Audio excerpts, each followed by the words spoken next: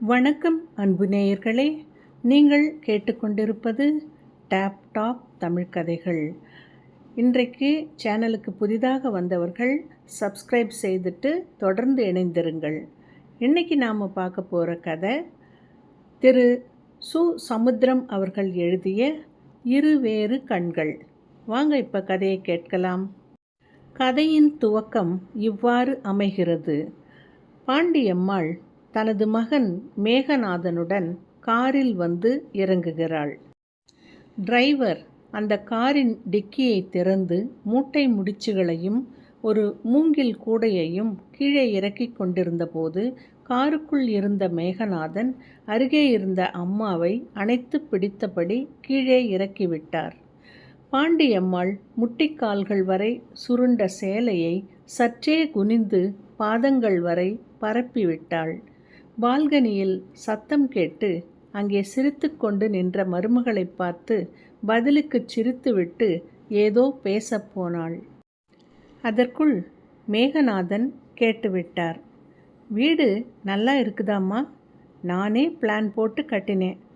Contractor கிட்ட விடாமல் வேலையாட்கள் வச்சு கட்டின வீடுமா. வீடு எப்படிம்மா இருக்கு? நல்லா இருக்கா இல்லையா?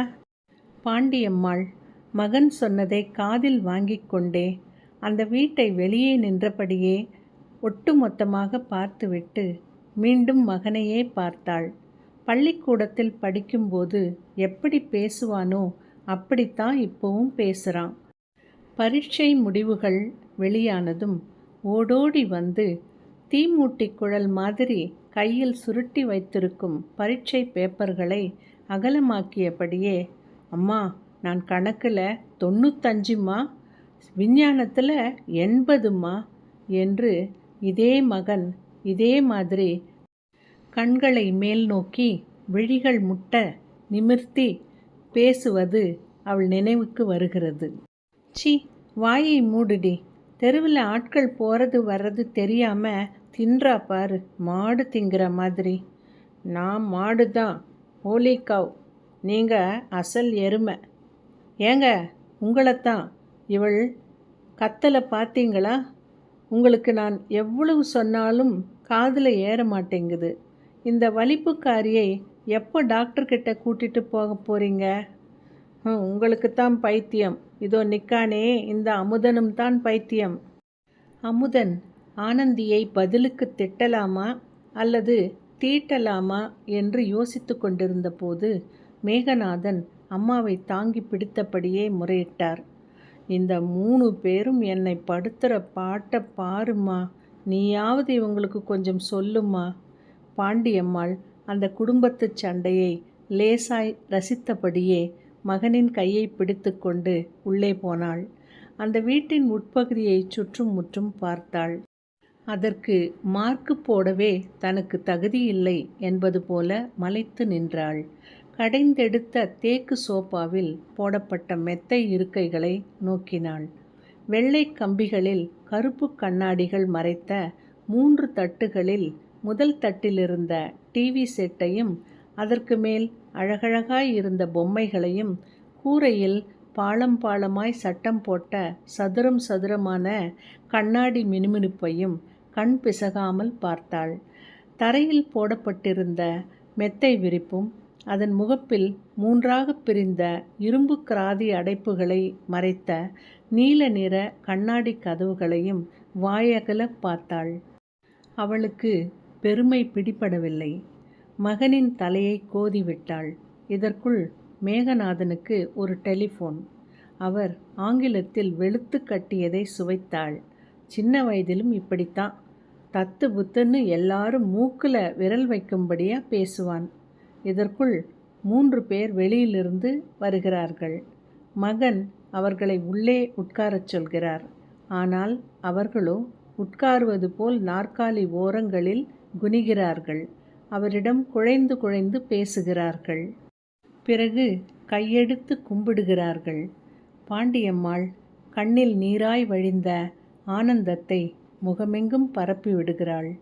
ஜாதி சான்றிதழ் வாங்குவதற்காக கர்ணத்திடம் கால்கடுக்க நடந்து ரெவின்யூ இன்ஸ்பெக்டரின் கால்களில் கண் போட்டு தவித்த தன் மகனை இப்போது இந்த கோணத்தில் பார்த்து அந்த தாய் கம்பீரப்பட்டது போல் உடம்பை நிமிர்த்துகிறாள். மேகநாதன் அவளது கவனத்தை கலைக்கிறார். அம்மா, அந்த திரையில் போட்ட படம் பாரும்மா. அதில் கதிர் அறிவாளோடு இருக்கவன் நம்ம தம்பி மாதிரி இல்லை? பாண்டியம்மாள் மேற்குச் சுவரில் தனித்துவமாய் தோன்றும் அந்த திரை ஓவியத்தை பார்க்கிறாள். நீரோடும் வாய்க்கால் வரப்போடும் ஆமணக்குச் செடிகளின் பின்னணியில் கதிர் வந்த நெற்பயிர்களின் மத்தியில் அறிவாளோடு ஒருத்தன். அழுத்தமான முண்டாசுத்தலை, லேசாய் தூக்கலான சிங்கப்பற்கள். நம்ம தம்பியை கொண்டு வந்து அதில் நிற்க வச்சது மாதிரி இல்லைம்மா? பாண்டியம்மாள் பேச மறுக்கிறாள். சின்ன மகன் தாமோதரன் போலவே உள்ள அந்த படம் அவளுக்கு ஒரு பாடத்தை இருவேறு கோணத்தில் படித்தது போல் தோன்றுகிறது. ஒரே வயிற்றில் பிறந்தவர்களில் ஒருவன் காரோடும் சீரோடும் சூட்டோடும் கோட்டோடும் கால் பிடிக்க ஆளும் கைப்பிடிக்க சேவகனுமாய் வாழ்கிறான். அதே வயிற்றில் பிறந்த இன்னொருத்தன் கையில் தார்கம்போடும் உடம்பில் வெறும் பனியனோடும். பாண்டியம்மாள் இரண்டு கண்களும் இருவேறு காட்சிகளை பார்ப்பது போல் ஒன்றை ஒன்று இழுத்து கொள்கின்றன. அவள் தடுமாறுகிறாள். ஐயோ, என் கண்ணே மூத்த மகன் மேலே பட்டுடும் போலிருக்கே. தெய்வமே, இது என்ன நினைப்பு? 45 வயது மகன் 10 வயது குழந்தை குரலில் பேசுகிறார். குளிச்சுட்டு பூஜைக்கு வாம்மா, உன்னை கூட்டிட்டு வந்தேன் பாரு காரு. அது போன வாரம் வாங்கினது. இன்னைக்கு ஸ்டேஷனுக்கு டிரைவரை ஏன் கூட்டிக்கிட்டு வந்தேன் தெரியுமா? நான் ஏன் ஓட்டிட்டு வரல தெரியுமா? உன் கையால் கார் சாவியை வாங்கிட்டு அப்புறமா ஓட்டணும்னு தான். 20 வருஷத்துக்கு முன்னே ஸ்கூட்டருக்கு சாவி கொடுத்தேன். ஒரு சின்ன விபத்து கூட நடக்கலம்மா. பாண்டியம்மாள் மகனை பார்த்து சுரத்தில்லாமல் சிரித்தாள். ஓட்டை மாட்டு வண்டியில் வயலுக்கு செல்லும் சின்ன மகனின் நினைவு வந்துவிட்டது. அவன் வைத்திருக்கும் ஓட்டை சைக்கிள் உடனே நினைவில் ஓடியது. இவன் வாங்கி கொடுத்தது தான் அதுவும். பாவம், ஒரு கொடியில் பிறந்த இன்னொரு பூ இன்னும் விரியாமலே சுருண்டு கிடக்குது. பாண்டியம்மாள் தன் தலையையே ஒரு திருப்பு திருப்பிக் கொள்கிறாள்.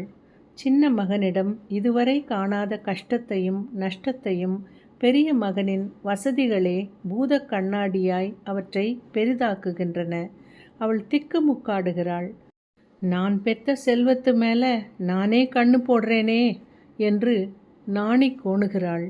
மனமாற கொடுக்காத கார்ச்சாவியால் அவனுக்கு எதுவும் நேர்ந்துவிடக்கூடாதே என்பது போல் மகனின் கையை தனது இரு கரங்களுக்குள்ளும் இருத்தி கொள்கிறாள். அவரோ அதே சிறுவன் போல் மூங்கில் கூடையில் உள்ள ஒன்றை எடுத்து கடித்து கொண்டு அலைமோதி பேசுகிறார். ஏம்மா, இந்த எழிலக்கிழங்க ஒரு கடி கடிச்சிட்டு கூடவே அதிர்சத்தையும் ஒரு கடி கடிச்சேன். உடனே நீயும் உன்னோட ருசியும் இன்னும் சிரிப்பை பாரு. ஞாபகம் இருக்காம்மா? பாண்டியம்மாள் அந்த பேச்சில் சின்ன மகனை மறந்துவிட்டு மகன் கையில் இருக்கும் ஏழிலை கிழங்கை வாங்கி அதன் தோலை உரித்துவிட்டு மீண்டும் அவன் கையில் திணிக்கிறாள். அவள் உடம்பைப் போல் தோற்றம் காட்டும் சிறிது காய்ந்து போன அதிரசத்தை மகனிடம் கடிக்க கொடுக்கிறாள். அவள் கண்கள் அருகேயுள்ள சாப்பாட்டு மேசை மேல் விழுகின்றன. அதன் மேல் பளபளப்பில் பழுத்த ஆரஞ்சுகளும் ஆப்பிள்களும் ஒரு கலர் கூடையில் கிடக்கின்றன. 4-5 தட்டுக்கள். அவற்றில் சின்ன சின்ன செதுப்பிடங்களில் விதவிதமான சட்டினி, சாம்பார், பன்னீர் பூ மாதிரியான இட்லிகள். தட்டுக்கு பக்கத்தில் உள்ள குட்டி தட்டில் ஒன்றில் ஆம்லெட், இன்னொன்றில் முட்டை பொரியல். பாண்டியம்மாள் கண் முன்னால் அவை படப்பட நெஞ்சத்தின் முன்னால் பழைய சோற்றை ஊறுகாயுடன் சாப்பிடும் சின்னவன் பிள்ளைகளின் முகங்கள் தோன்றுகின்றன. எப்போதாவது சின்னவன் சந்தைக்கு போய்விட்டு காரா பூந்தி வாங்கி வரும்போது அந்த குழந்தைகள் அவன் கையை போட்டி போட்டு இழுப்பதும் மனதை இழுக்கிறது. ஐயோ, என் பெரிய மவன் பிள்ளைகளை நான் பாவி கண்ணு போடுறேனே. பாண்டியம்மாள் அதுவரை கேட்டறியாத மருமகளின் போர்க்குரல் கேட்டு திரும்புகிறாள். தன்னைத்தானே ஒரு சுற்று சுற்றி கொள்கிறாள். மருமகள் கணவனின் கழுத்தை பிடித்து இழுத்து வளைத்து வாயில் இருக்கும் அதிரசத்தை எடுத்து எறிகிறாள். கையில் இருக்கும் ஏழிலை கிழங்கை தட்டி பறித்து சிறிது விலகி நின்று அவர் கால் மேலேயே கோபமாக வீசுகிறாள். அவளை அதட்டப் போவது போல் உதடுகளை குதப்பிய மாமியாருக்கு விளக்கம் சொல்கிறாள். இவருக்கு இரத்த கொதிப்பு இருக்கு. எப்படி ஏழிலை கிழங்கு சாப்பிடலாம்? நீரிழிவு வேற இருக்கு. எப்படி அதிரசம் சாப்பிடலாம்? கண்டதை திங்கிறது, அப்புறம் கை கால் வீங்கிக்கிறது. உங்கள் பிள்ளைகிட்ட கொஞ்சம் சொல்லி வையுங்க. மருமகள் தன்னையே ஒரு அப்பீலாக நினைத்தாலும் பாண்டியம்மாளுக்கு அவளிடம் சண்டை போட வேண்டும் போல் தோன்றுகிறது. அதற்குள் மருமகளே அவளை குளியலறைக்குள் கூட்டி போனபோது மேகநாதன், வெந்நீர் தயாரா? முதல்ல நான் குளிச்சிடுறேன், அப்புறம் அம்மா குளிப்பாங்க. இல்லாட்டா வெந்நீர் ஆறிடும் பாரு என்கிறார். பாண்டியம்மாள் ஆச்சரியம் தாங்க முடியாமல் மகனை பார்த்து கேட்டாள். எதுக்குப்பா சுட்டெரிக்கிற வெயிலில் வெந்நீரில் குளிக்க போகிற? ஓ, அதுவாம்மா, அது 20 வருஷமாக நடக்கிற பெரிய கதை. டெல்லியில் நான் முதல்ல வேலையில் சேர்ந்தேன் பாரு. அப்போது உள்ளன் கோட்டு வாங்கிறதுக்கு வச்சிருந்த பணத்தில் தம்பிக்கு உடம்புக்கு சுகமில்லைன்னு 500 ரூபாயை அனுப்பிச்சி வச்சிட்டேன் பாரு. அதனால் கொட்டுற பனியில் திரிஞ்சேன். அப்புறம் படுக்கையில் விழுந்தேனா? கடைசியில் என்னடான்னா குளிரை எதிர்க்கிற சக்தியை உடம்பு இழந்துட்டுதுன்னு டாக்டர் சொன்னார். அதோட எப்போதும் வெந்நீரைத்தான் பயன்படுத்தணும்னு கண்டிப்பாக சொல்லிட்டாரு. தண்ணீரில் குளிச்சேன்னு வைங்கோ, காய்ச்சல் வந்துடும், மூக்கடைச்சிடும், காது குடையும். ஞாபகம் இருக்காம்மா? நம்ம தம்பி கிணத்துக்குள்ளே கொழிஞ்சி செடியை வச்சுட்டு வருவான். நான் தலைகீழாக பாஞ்சு அதை எடுத்துட்டு வருவேன். காலம் எப்படி உடம்ப மாத்திடுச்சு பாரு. பாண்டியம்மாள் திடுக்கிடுகிறாள். மகனையே பார்த்து கொண்டு நிற்கிறாள். இப்போது எங்கேயோ உள்ள சின்ன மகன் வரவில்லை. இங்கேயே நிற்கும் பெரிய மகன் சின்ன பிள்ளையாக நிற்பது போல் தோன்றுகிறது. இவளுக்கும் அந்த நகரத்து பிள்ளையை எடுத்து இடுப்பில் வைக்க வேண்டும் என்பது போல் ஓர் எண்ணம். பூஜை முடிகிறது. அவள் கார் சாவியை மகனை கட்டிப்பிடித்து தன்னோடு சேர்த்து ஒரு ஆட்டு ஆட்டி விட்டு கொடுக்கிறாள். பிறகு எல்லோரும் மேசைக்கு வருகிறார்கள். மாமியாரோடு சேர்ந்து உட்கார்ந்திருக்கும் மருமகள் தனது தட்டிலும் பிள்ளைகளின் தட்டுக்களிலும் மாமியார் தட்டிலும் ஊரிலிருந்து வந்த பேயன் பழங்களை வைக்கிறாள். அதிரசத்தை போடுகிறாள். வீட்டில் சமைத்த பொங்கல், இட்லிகள், உருக்கிவிட்ட தங்கம் மாதிரியான கேசரி, வெறும் கேழ்வரகு கூழை துளாவிக் கொண்டிருக்கும் மேகநாதன் மீண்டும் அந்த அதிரசத்தின் பக்கம் கையை நீட்டுகிறார். அவர் மனைவி அந்த கை பற்றிய அதிரசத்தை பறித்து மகன் அமுதனிடம் கொடுக்கிறாள். அவன் அவரை பார்த்து அழகு காட்டி சிரித்தபடியே கடிக்கிறான். எல்லோரும் எதுவுமே நடக்காதது போல் ஏங்கிக் கொண்டிருந்த போது பாண்டியம்மாளால் இருக்க முடியவில்லை. மகனை கண்ணீர் மல்க பார்த்தபடியே ஒரு இட்லியை ஒப்புக்கு எடுக்கிறாள். ஒரு கேசரி கவளத்தை கையில் வைத்தபடியே வாய்க்குள் போடாமல் உருட்டுகிறாள். வயிறு சரியில்லை என்று எழுகிறாள். மேகநாதன் அறைக்குள் போகிறார். சப்பாரி உடையோடு திரும்புகிறார். பக்கத்தில் மனைவி வந்து நிற்கிறாள். ஒரு வெள்ளை பட்டையை நீட்டுகிறாள். கிரிக்கெட்காரர்களின் காலில் வைத்திருப்பது மாதிரியான பட்டை. அதை கழுத்திற்கு மாட்டிக்கொண்டு மனைவி நீட்டும் ஒவ்வொரு மருந்தையும் ஒவ்வொரு குவளை தண்ணீரோடு வாய்க்குள் போட்டு உள்ளே தள்ளிவிட்டபடியே மேகநாதன் அம்மாவுக்கு விளக்கம் அளிக்கிறார். எனக்கு முதுகெலும்பு தேஞ்சதுனால அடிக்கடி முதுகும் கழுத்தும் வலிக்கும். கீழே குனிஞ்சாலோ ஸ்கூட்டர் ஓட்டினாலோ எழுதினாலோ முதுகு பக்கம் பிராணன் போகிறது போல வலிக்கும்.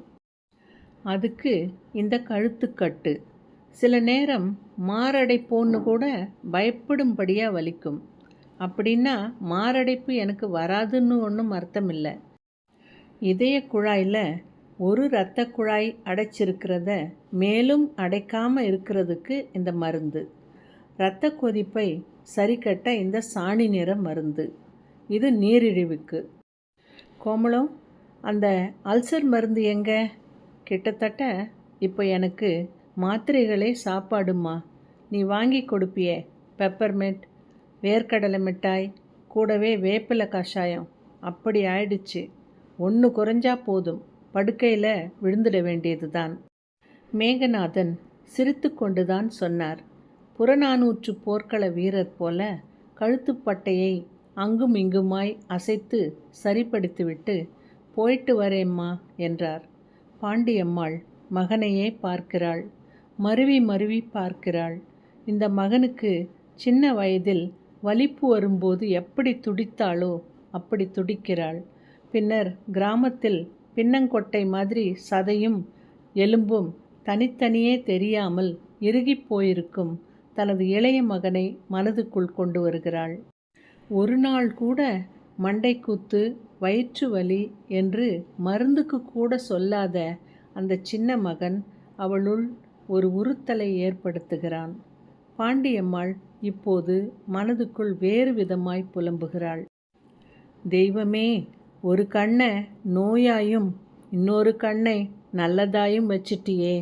இந்த கொடியில் பூத்த பெரிய பூவை வாட வச்சும் சின்ன பூவை மலர வச்சும் வேடிக்கை காட்டுறியே. ஐயோ, நான் பெத்தமவன் தானே சின்னவனும், அவன் மேலே என் கண் படுதே. தெய்வமே தெய்வமே. கோழி மிதித்து குஞ்சு நோகாது, அது மாதிரி என் கண்ணையும் அதே மாதிரி ஆக்கு. மேகநாதன் இன்னொரு தடவை போயிட்டு வரேம்மா என்கிறார். நித்திய கண்டமாய் வாழும் தான் பெற்ற பிள்ளை நிறைந்த ஆயுளோடு இருக்க வேண்டும் என்று நினைத்தது போல் அந்த தாய் அப்படி புறப்பட்ட மகனை இழுத்து பிடித்து தோளில் சாத்திக் கொள்கிறாள்.